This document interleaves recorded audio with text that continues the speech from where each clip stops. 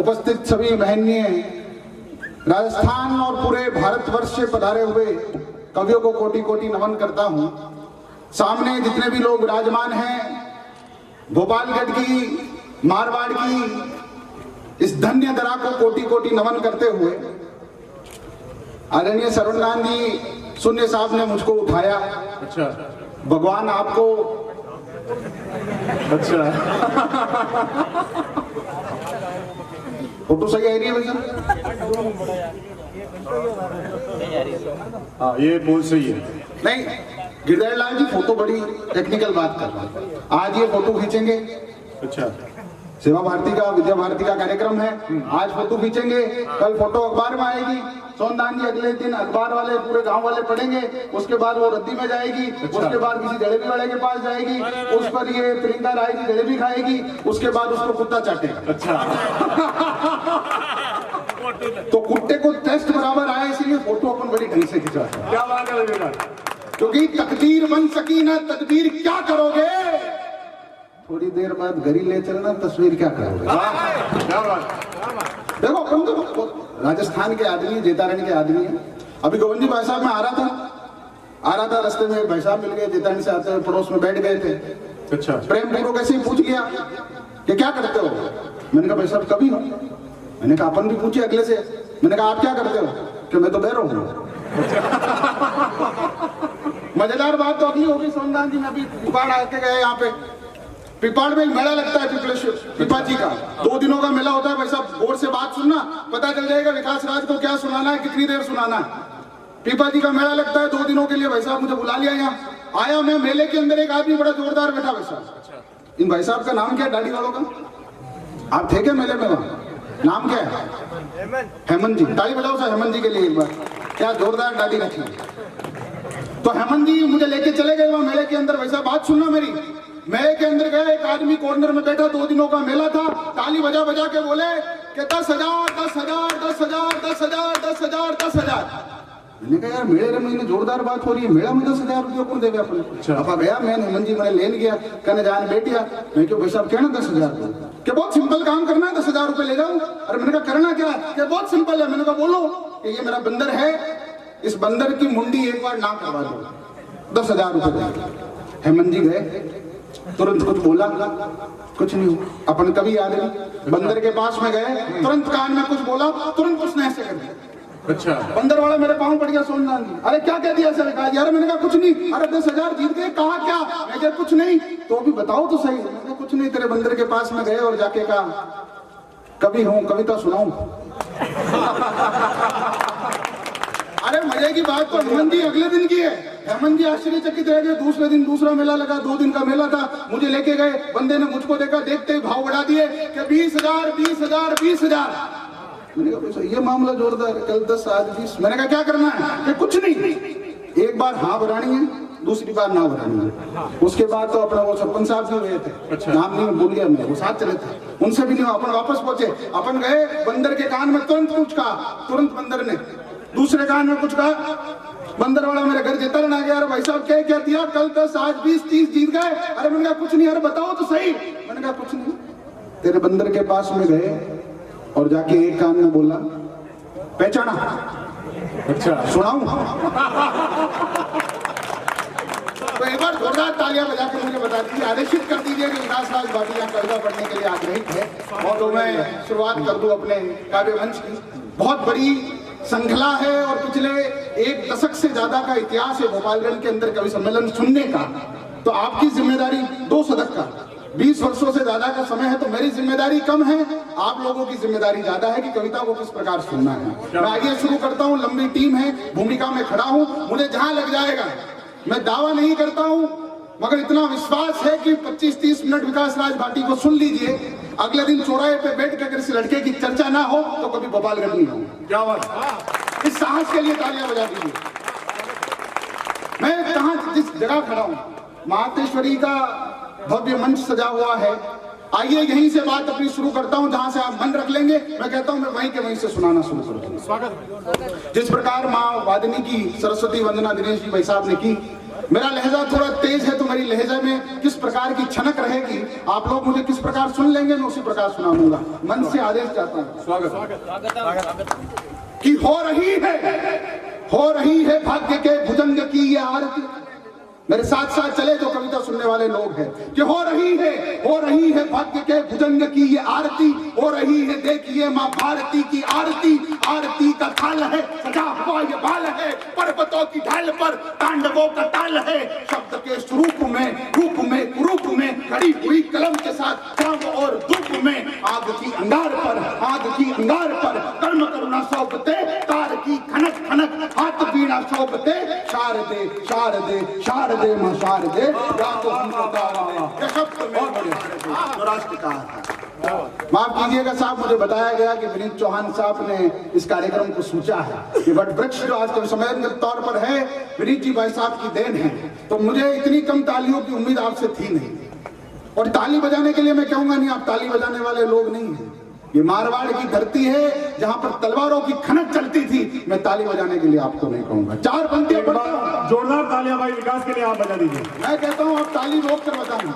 चौथी पंक्ति तक जब मैं पहुंच जाऊं तो मुझे पता चल जाए कि तुदैया ये कार्या ये भट्टा कटियम वाले लोग कितने बैठे हैं। चार लाइनें में पढ़ता, सुनिए साहब कि इन नई नस्लों को बागबानी चाहिए, हम परिंदों को उड़ाने आसमानी चाहिए, और इतनी इल्तिजा है कि हमें कुछ और मत देना, अगर मर भी जाए तो कफन हिंदुस्तानी चाहिए।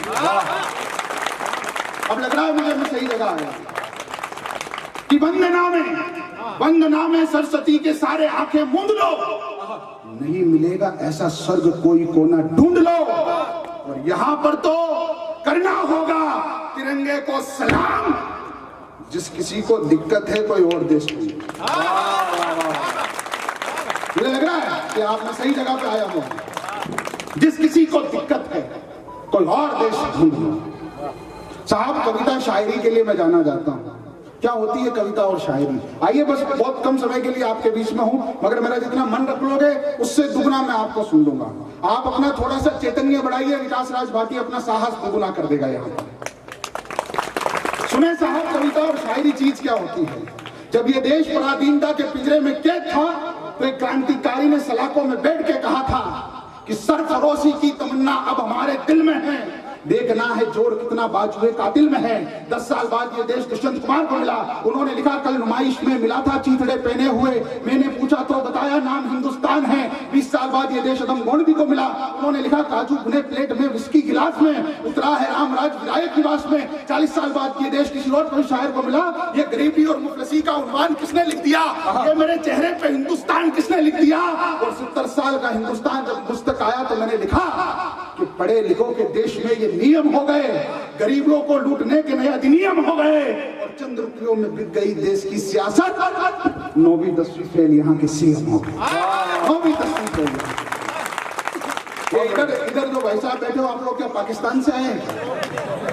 हाँ, राष्ट्र की वंदना चल रही है, आप लोग ऐसे विवेकानंद जी बनकर बैठे। आपके सौभाग्य आप जाने, मेरे सौभाग्य मैं जानूं, मगर 5 मिनट की एक कविता आपको सुनाता हूं, अगर आपका मन होगा तो मैं अगली सुनाऊंगा। इतनी कम तालियों में मैं कभी भी कविताएं नहीं पढ़ता हूं। अच्छा। मैं आपको सच बता रहा हूं। एक चरित्र का नाम लेता हूं भाई साहब। विद्यालय प्रांगण में बैठा हुआ हूं भाई साहब।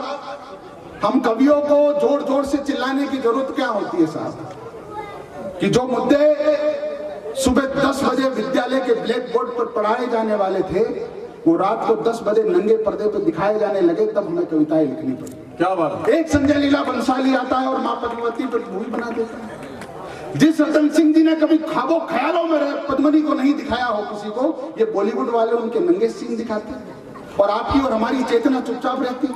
तब मुझे रो के लिखना पड़ता है। एक कविता मैं मां पद्मनी के सम्मान में पढ़ता हूँ, मुझे बता दे गोपालगढ़ किस तरह से सुनता है। एक बार आप जोरदार तालियां बजा के बता दे किस तरह से सुनाते। सुने कि शौर्य भौम मेवाड़ से मूर्धन्य कवि सोमदान जी हमारे बीच में, ये पंक्तियां लेके जाइएगा दादा। सोमलाल सोन जी कि शौर्य भौम वीरों की कौम मेवाड़ी बंधन गाने आया हूं, शौर्य कौम वीरों की कौम मेवाड़ी बंधन गाने आया हूं, सच जानकर जो चुप है उनको दर्पण दिखलाने आया हूँ। अरे लिखने वाले ये भी लिख दे बात कहानी की, पद्मनी का जौहर लिख गाता मेवाड़ के पानी की। अरे रंग रूप चंदन और वंदन शौर्य भौम दीवानी का, नग नहीं पूजनीय है किरदार पद्मनी का। शौर्य भौम वीरों की कौम मेवाड़ी वंदन गाने आया हूँ। सच जानकर जो चुप है उनको दर्पण दिखलाने आया हूँ। लिखने वाले ये भी लिख दे बात कहानी की, पद्मनी का जौहर लिख गाता मेवाड़ के पानी की। रंग रूप चंदन और वंदन शौर्य भौम दीवानी का, नग नहीं पूजनीय है किरदार पद्मनी रानी का। रतन सिंह खिलजी की कैद गोरा कुर्बानी याद करो। क्या अद्भुत देश है।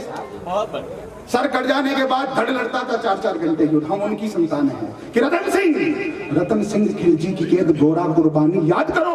बादल सा बरसा वो तूफानी पानी याद करो। अरे भूल गए पद्मा का जौहर, भूल गए कुर्बानी को, भूल गए मेवाड़ भौम की उस जगदम ध्वनि को। याद करो गोरा बादल कटा शीश शहादत का, याद करो वो अग्निकुंड जौहर की इबादत का। अरे याद करो रजपूती ईमान मरने तक जो बिका नहीं, और पद्मनी का शौर्य तेज जो खिलजी को कभी दिखा नहीं। पद्मनी का शौर्य तेज जो खिलजी को कभी दिखा नहीं। मगर क्या गरिमा बनी रही औरत के उपहासों से। ये करवा चौथ के व्रत, ये तीज के व्रत, ये गणगौर के व्रत, पूरे जीवन में हजारों व्रत रखती है वो हमारे लिए। हम लोगों ने क्या उपहास बना के रखा कि क्या गरिमा बनी रही औरत के उपहासों की मात्र शक्ति बैठी। आपके प्रतिनिधि में पंक्तियां पढ़ता हूँ, आपकी जिम्मेदारी ज्यादा है। क्या गरिमा बनी रही औरत के उपहासों की। अरे क्या हालत कर दी फिल्मों ने भारत के इतिहासों की। हुई वीरों की निंदा टीवी से अखबारों तक, हिंसकता का माहौल बताया दिल्ली के दरबारों तक। खामोशी ही बनी रही सत्ता के गलियारों में।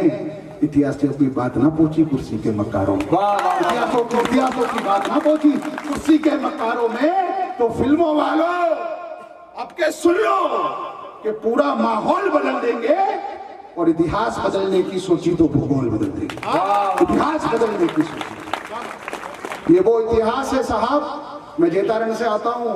मारवाड़ वालों, मालदेव जी की सेना जेतारण के गिरीश महल के युद्ध में खड़ी रही, और उस जेता और कुपा ने अपने रक्त से इसका इतिहास लिखा है। किसी संजय लीला बंसाली की इतनी औकात नहीं है कि इतिहास बदल देगा। वाह, एक बार अगर तालियां बजा दें, एक कविता मैं आपके बीच में और सुना दूं। अच्छा लग रहा है आपको? अच्छा लग रहा है क्या नहीं लग रहा है? तो तालियां बजा के बताओ अगर जोरदार कि मारवाड़ के बेटों की ऐसी तालियां होती हैं। आइए साहब, बड़ी श्रृंखला में हूं तो एक कविता मैं आपको और सुना देता हूं इसी के बीच में, जो बहुत मंचों पर मैंने पढ़ी। इसी गंभीरता से सुन लीजिए, 2 मिनट की कविता है मेरी। नवंबर का ये महीना है। भाई साहब लाल टी शर्ट वाले बात मत कीजिए, आप मेरे पूरे काव्य पाठ में कर लेंगे, बस ये 2 मिनट मुझे दे दीजिए। पूरे भोपालगढ़ से हाथ जोड़ के निवेदन करता हूँ, इस 2 मिनट की कविता की गंभीरता को समझ जाइए। ये जो मैं सुना रहा हूँ गिरधारी जी, ये कविता नहीं है। नवंबर का महीना है साहब, 3 महीने बाद फरवरी का महीना आएगा, 14 तारीख आएगी।